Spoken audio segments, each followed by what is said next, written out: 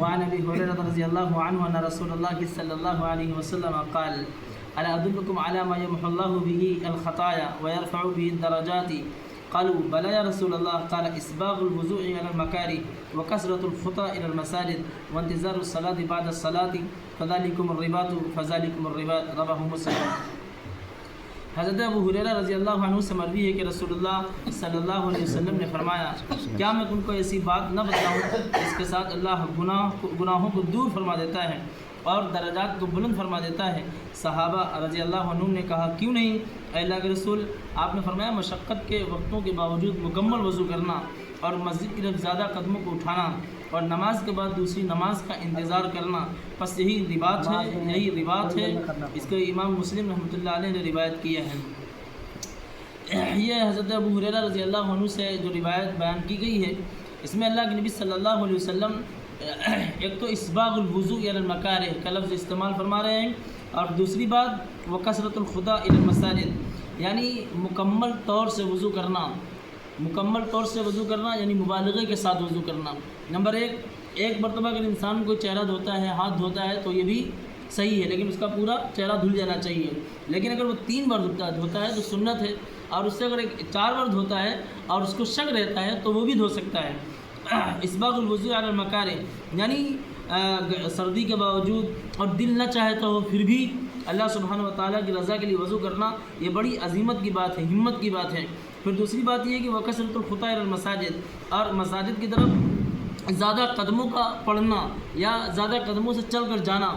تو معلوم یہ ہوا کہ جو ہمارے قدم ہوتے ہیں اللہ سبحانہ و تعالیٰ ان سے یعنی ایک قدم رکھنے پر ایک گناہ معاف فرما دیتا ہے اور ایک درجہ بلند فرما دیتا ہے۔ تو سوچئے جس انسان کا گھر مسجد سے دور ہوگا تو وہ کتنی زیادہ نیکیاں کمائے گا، یعنی اللہ سبحانہ و تعالیٰ کی رضا کے لیے اور خالص ہو کر اور سچے دل کے ساتھ اگر وہ آئے گا تو اس کی نیکیاں زیادہ ہو جائیں گی۔ اب جو لوگ سواری پر سوار ہو کر آتے ہیں تو ان کا معاملہ محل نظر ہے، یعنی محل غور ہے، اس میں یہ بات نہیں کہی جا سکتی کہ ان کو وہ ثواب ملے گا جو ایک انسان پیدل چل کر آتا ہے۔ وانتظار الصلاۃ بعد الصلاۃ، اور نماز کے بعد نماز کا انتظار کرنا۔ مثال کے طور پر کوئی مغرب کی نماز پڑھ کر عشاء تک بیٹھا رہے تو یہ بہت بڑے عظیمت کی یعنی بہت بڑے درجے کی بات ہے اور یہ بہت بڑی ہمت کی بات ہے۔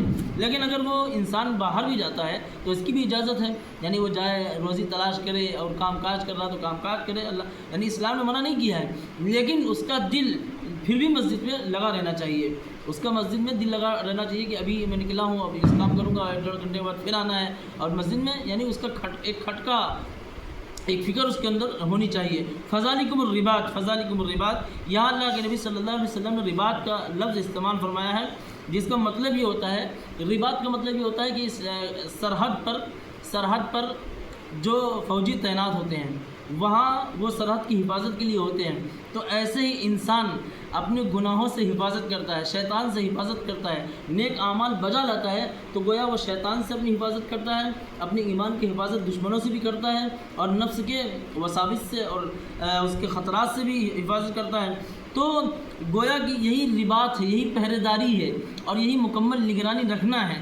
تو اللہ کے نبی صلی اللہ علیہ وسلم نے 2 مرتبہ استعمال، یعنی بعض روایتوں میں ترمذی وغیرہ میں 3 مرتبہ یہ لفظ آیا ہے، اور موطا امام مالک میں 2 مرتبہ آیا ہے، امام مسلم رحمۃ اللہ علیہ نے جو روایت کی اس میں بھی 2 مرتبہ آیا ہے۔ تو جہاں بھی اللہ کے نبی صلی اللہ علیہ وسلم نے اس طرح کے الفاظ استعمال فرمائے ہیں تو ان کا مطلب یہی ہوتا ہے کہ یہ بہت بڑی نگرانی ہے اور یہ بہت بڑے عظیمت کی بات ہے۔ فذالکم الرباط، یہ ایسے ہی کوئی انسان ایمان کی سرحد پر کھڑے ہو کر کفر سے برابر جنگ آزما ہے، یعنی برابر حفاظت کر رہا ہے شیطان سے اور برے وساوس سے اور برے اور گناہوں سے۔ تو فذالکم الرباط، یہ ایسا ہی ہے جیسے دشمن سے حفاظت ہمارے فوجی کرتے ہیں، سرحد کی حفاظت فوجی کرتے ہیں، ایسے ہی ایک انسان ایک مومن اللہ سبحانہ و تعالیٰ کی رضا کے لیے اور خوشنودی کے لیے اپنے ایمان کو بچاتا ہے اور اعمال صالحہ پر یعنی اچھے اعمال پر مداومت کرتا ہے اور ہمیشگی کرتا ہے۔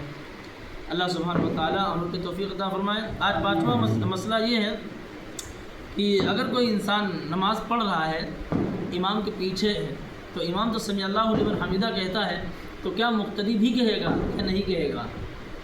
یہ ایک مسئلہ ہے۔ بہت سے لوگ سمیع اللہ لمن حمیدہ بھی پیچھے امام کو کہتے ہیں، حالانکہ نہیں کہنا چاہیے۔